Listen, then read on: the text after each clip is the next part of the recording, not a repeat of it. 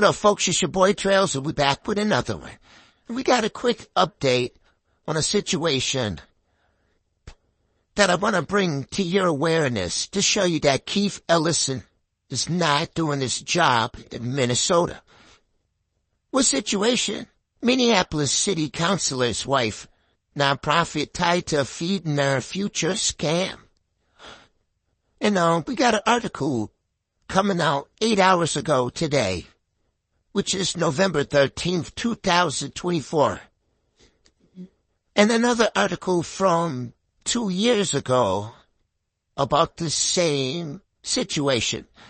Feeding Our Future. Minneapolis councilman's wife under scrutiny for potential connections to case. A Minneapolis City Council member is dodging questions about his wife's potential connection to Feeding Our Future fraud case. Public documents show that Jamal Osman's wife, Lo Ambo, founded a nonprofit that professed to feed needy children through a federal assistance program. Her company, Urban Advantage Services, was one of more than 200 sites sponsored by Partners in Nutrition, an organization that is yet to be charged with any wrongdoing, but is named the court document says funneling millions of dollars to fraudulent site operators and vendors. Amber does not face any criminal charges at this time, and Osman has not responded to Fox 9's request for comment. It's a dirty game we live in. Alright, then we double back to today, this article. Minnesota Attorney General Keith Ellison has shut down a nonprofit he called a sham, nearly 4 years after it was created. Ellison called Urban Advantage Services, UAS, a fraudulent shell company created around the start of the pandemic to perpetuate fraud. It's one of several nonprofits he sued last year linking to Feeding Our Future, the country's largest COVID-related fraud scheme.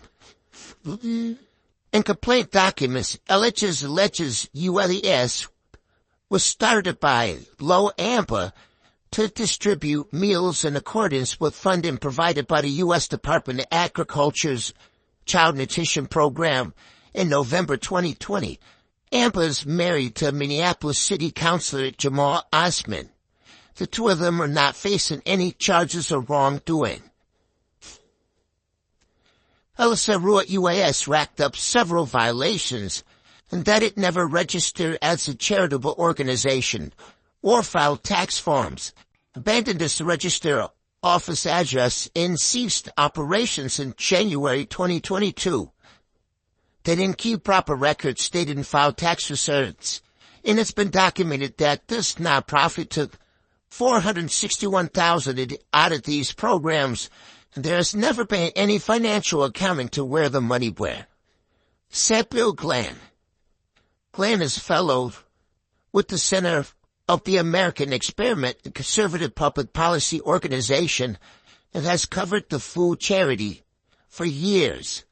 I'm not aware that Councilman Osman or his wife ever answered any questions, other than perhaps to the Attorney General, but certainly not to the media or to the voters, said Glenn.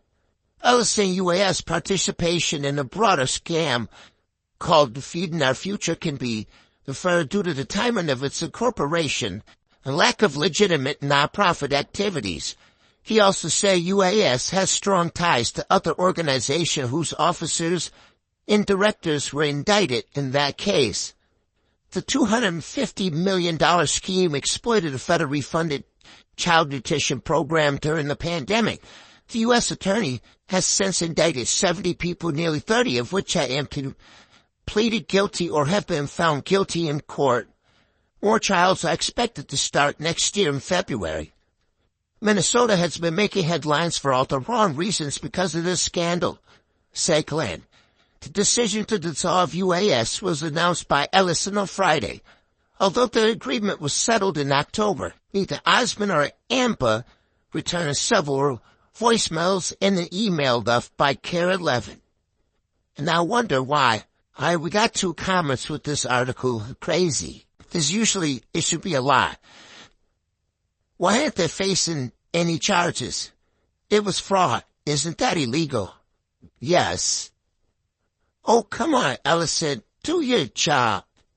And that's what I say in the situation as well. Do your job, because, had to spend any hoodlums doing any PPP scams or any situations like that, they'd be locked up. So why is it these two people facing any charges for over 250 million? Even though it did say something about 400 something, there's no telling. And there's no telling how much Ellison got up out of this. Allegedly, I'm saying my opinion. Hey, he didn't do anything, press any charges, so hey, I can throw that assumption in there. And, this is one of the main problems with Minnesota. And, yeah, will there be any charges to these people? Probably not. Took 4 years to dissolve it. They wallowed in the money the whole time. Never held accountable or even charged for their actions. Typical Minnesota Democrat way of handling situations.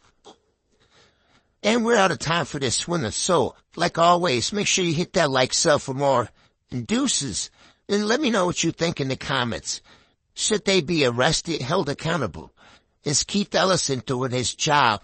Are you satisfied with this job in this situation? Me, living in Minnesota, I know I'm not. Like always, deuces.